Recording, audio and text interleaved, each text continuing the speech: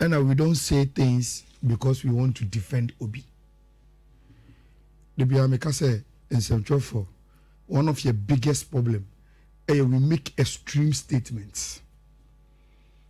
Rich, Obi a Nancy, waka so Ghana football a gu, football a gu, and the only football a gu Ghana. We can have our challenges. Yeah. But what do you have to be very, very careful. Which you better solve it. Of course. You are part of the you are part of the you better solve a problem, no. It is a blank statement for football a gu or we no. I don't want to boss here. Na yenyina etimi akonti kebia esi akwedo wan kebi because ebi are saying say. And sometimes these things eba. And house be share Kotoko 1. And my analysis on this game is simple. Yapon game na ketesi baba adamu has as Kotoko 1-0. Ye game no. Na goalkeeper Benjamin Asare aje Nasco man of the match. Rich unim the entire goalkeeper Benjamin Asare na je Nasco man of the match. It is simply because you can't give man of the match to a coach. As Ankadidi. I'm telling you. Ultimate for man of the match my coach. Senka Ayadia Mrama Hokwame Edema Obia who was involved in the game, including coaches Rich Enra and Coach Didi Dramani should be the man of the match. Now let me tell you why I think Coach Didi Dramani Enra now deserve it to be named the man of the match, but Emrenti Ontimenji. Any fluke say ahead of this game, now Obiaka's house are one of the best away teams in the Premier League.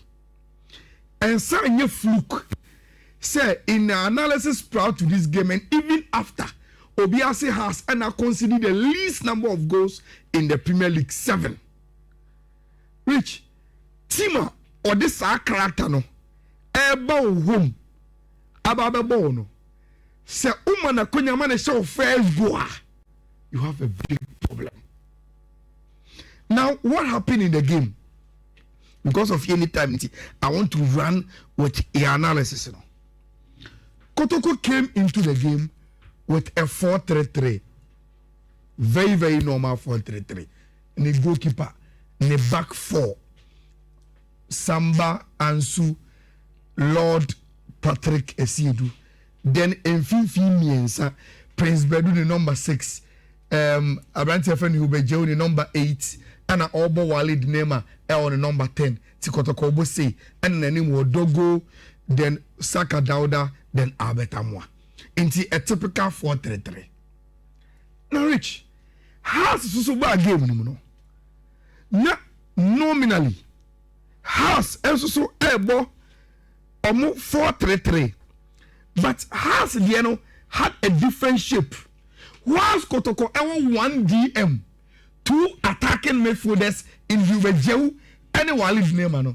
House 4-3-3 no Rich had only Diano had 2 deep DMs, then only 1 attacking midfielder.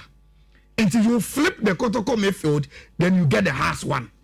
Kotoko 1 DM, 2 attacking midfielders. Haas 2 DMs, 1 attacking midfielder. Until this is Haas. Emmanuel Abankwa, goalkeeper Benjamin Asare, Baba Demu, the 4 and 5 of SCB, and Mo Ali. And then the 2 no move stay no.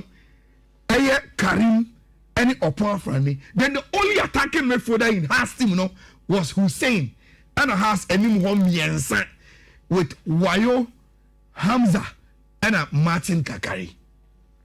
Now, Rich, the moment I who saw formation when you know park, then you know, say, one is going to play a consecutive game, which is Haas. Yeah, the Opon Franny, and can you imagine any difference in him? They are DMs.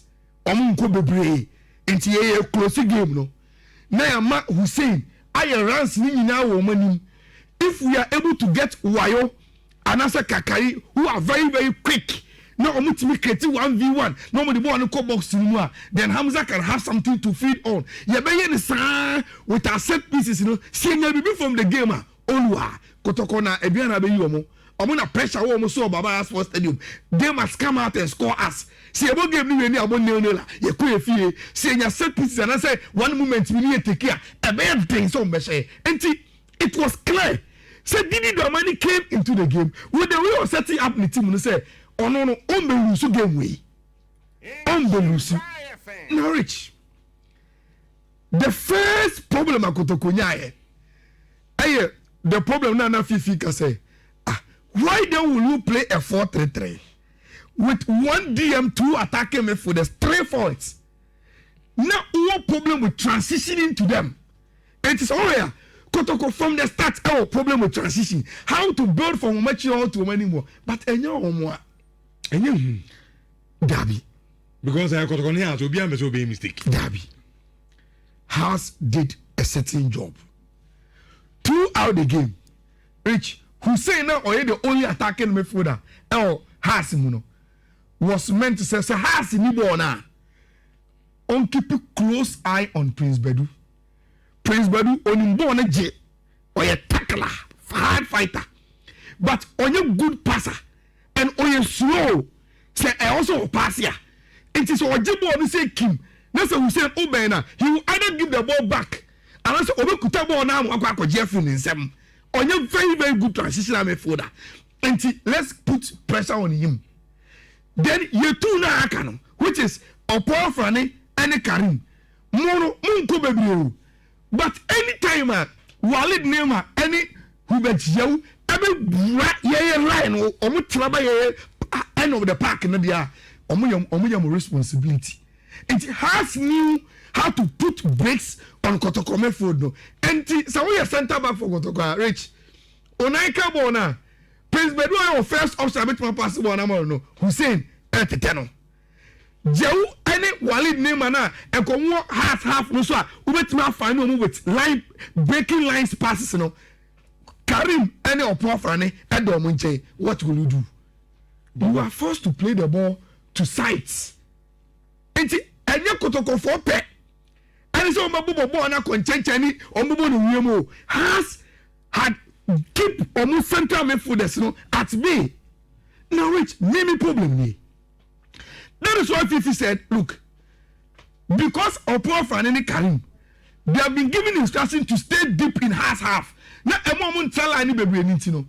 So, anytime you are Joe, Ebeja, Nedia, now I go deep into Kotoko side, you know, Obi and Dinechinko, or Jebo no attend yaba. Me problem, and I've said this consistently, say, I don't think Kotoko no maten for no. Walid Bima. Any Abenche from Emmanuel Enchi. Apart from Baba Yaya, which so born Kotoko no matena, he is able to create space for himself. Olivia, Tim no nebo Nises and 8. Almost also show machi. 81 on the bono. Also Shana. Why Shana? He will always come. No just space, no budget. No just space, no budget. That is the role of number 10. But anyway, the entire lead name right after halftime. And yet, Kotoko, you know, we don't see what Unidia. Number 10, our ball has a more Karim any Opo Frane. And you are right, Ushomu. Oh, you, who are you number 10? Also, who put the morning in a man. What Shomu say? I don't like crowd the war. Yabubona, even when you were Joba deep, no, but you born 10 years. That's number 8, or who is number 10? The Santa was easy. Oh, number 10. And I saw the one go wide. Why the one is so hard? No, your mind is so much baby. And it became very, very difficult. Now, Rich, how do you? Then Ansu Pry, Anna Kotoko, Eddie Hamzata, Eddie Shim. Now, this is where me to check my Kojiri Ramani. No, already over game. No, onye na use over concede. Nhyira fan. And then I mean, yeah, don't Rich, and I go way by. Now you see, you give their product to Baba because you see in football, one shoot you don't score. But Rich, many 15 yard for me, it is not about the starting position of Mo Kamara. Any good goalkeeper be on our original. Because you have to calculate, say, Uda Ponim deeper. Say a book cross na baby, and you will be your rich so about a year. Now Uda Ponim, but after positioning himself, Diaka was in the calculation and the anticipation. What original line is to send a born a cross, not about Hopa, born in Pomba over the Pariaco. But I'm immediately across anybody who said, I'm not too deep, no. Rich, what do? You go back. Because Ujina, when you say, born can be 50 no come. But I'm 50 there. The moment crossing anybody who so per the calculation, you can't come out for the ball, you go back into your post. Ujina ni nemu wa. And I ran to the flicky ball and on to me away. Now, Rich has us all one. With this status, has us all one. And Uber and Watika. There is nothing you can do. And listen, has share one. And check. And I ran to your friend, Emmanuel Amankwako record. So take him out of the picture. Wouldn't be a house coach no yeah. Emmanuel Amankwako record no. And Chebia and a Hamza so eku pray. Hamza pray no because all one goal nti. Rich one first striker am say Frank Duku mebo Hamza position no. And what the Emmanuel Paco midfielder eba game. And also Paco be jire fifi wo mama. I will push Hussein to Esoro na mama Mauli wayo mom aba be bo as me striker. Then Obo game no 6 minutes after has red card no. Rich and also okay, I will not need Hussein again. Eti Hussein in play. Na me fa Amankwa be fi emebo 2-1 to close down. Na Amankwa be fi emegina 2-1 mama. Eti at a point in time Rich has to say na naka. Aka omo back four with Amankwa be fi be say Emmanuel Amankwa ho. And omo maka ni na. And still there's Afani and a Karim. And only Paco be ko omo. And Obo Kakari and Maui Wayo 2 top pet. And on Eddie Kotoko for no agro. Now, and they call half time. You call half time by him. Kotoko realize so, baby, I do know. Has and Banning, they are not a threat offensively. And the coach Prince and Hamza say, okay, no problem. Yeah, Prince Bedu. Prince Bedu on 51 days of Babundia. Has given Omum Bobin Pona, ya Babundia. And Tianfa said Kodombra. Said Kododia, on only the passing. Now we need to be able to passing our composer. And nobody said Kodobai. Already, not on my Walid. Half time. And the morphine knows to Abba. Morphine knows to buy. And over Abetamu. Kotoko 2 top. And Obo Dogo. Any Sakadauda still in these positions. And Kotoko able 2 top with the wingers already intact. And all this said Bedu. Abeka Ubetijawu. 2 very, very good passes. But Rich, the problem is, in these times, Hearts were so structured, say, look, you can do whatever you want to do. But even Kakari, even Mawayo, has been asked to tag in like this. And Hearts is in a 4-2-3 shape. Very, very compact. Yes, space did Omumo. And Coach Didi he did a very, very good job, Rich. Unu say ono force Kotoko to take the ball wide and cross. I say Muntagi won fifi say. En fifi had here. Ye mo pass the ball en fa. Omo po mo fa ball nko 2 and 3 ho. Omo me hu say omo cross senye. And omo cross bi air ball asa de bet mama be chi. Ali be heade, esibe be heade. Omo be sa kasi ebobo 2 weeks. Because of the way we are compact, we are forcing them to go wide, and that is going to happen in the game. And to Rich, that is how Nhyira Hearts of Folk were able to beat Kotoko tactically for Oriya friend Didi Damani. Look, Medimanusino, this guy Emmanuel Amankwa should be careful. Nhyira Hearts were determined for a victory by Kakakemi Koseno. And who knows if Hearts has played the game 11-11. Rich, with the way they were tactically disciplined. When the new center half about 11. Now, Rich, there were other incidents here. A CC will game anymore. I think, say, no matter how you say it, Coach Danelai, any officials, you know, got evidence. So we need to watch and now shall replay. Almost a ball, I'm on if you watch the video very, very well. Almost Busasa Mankwa, in the red card, and all the 2 incidents were clear yellow card incidents. Has it or to me a getino, right? Oh, look, maintenance in the near focus, you know. Matisse and Gofo because Benjamin Asai proved. Look, Rich, Benjamin Asai doesn't have to prove anything to anybody.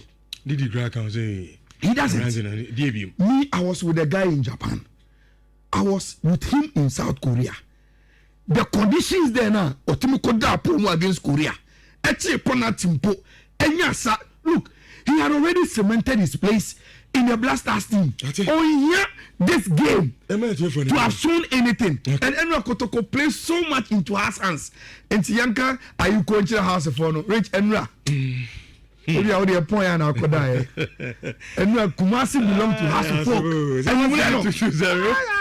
83582 83582 835 83.